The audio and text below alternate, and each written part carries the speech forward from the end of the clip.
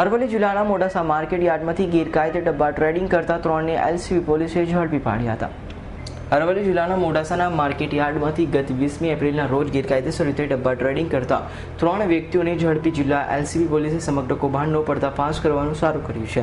છેલ્લા 3 માસના ગાળામાં પોલીસે જે તે સમયે મળેલા દસ્તાવેજી પુરાવા અને કોલ ડિટેલના આધારે આ પ્રકરણમાં સંભવિત રીતે સંડોવાયેલા વ્યક્તિઓની અટકાયત કરી પૂછપરછ કરી ઊંડી તપાસ હાથ ધરી છે।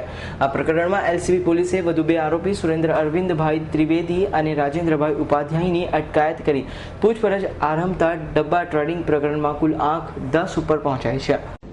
મોડાસા ટાઉન પોલીસ સ્ટેશન ખાતે શેરબજારના ડબ્બા ટ્રેડિંગનો ગુનો દાખલ થયેલ અને જે ગુનાની તપાસ દરમિયાન અરવલ્લી પોલીસ અધિક્ષક શ્રી મયુર ચાવડા સાહેબના માર્ગદર્શન હેઠળ અરવલ્લી જિલ્લા એલસીબી ટીમે ગઈકાલે એક આરોપી સુરેન્દ્ર અરવિંદભાઈ ત્રિવેદીની ધરપકડ કરેલી અને આજ રોજ પરકિન્સ રાજેન્દ્ર કુમાર ઉપાધ્યાય નાની આ ડબ્બા ટ્રેડિંગના ગુના સંબંધે એલસીબી ટીમે ધરપકડ કરેલ છે અને ગુનાની તપાસ ચાલુ છે।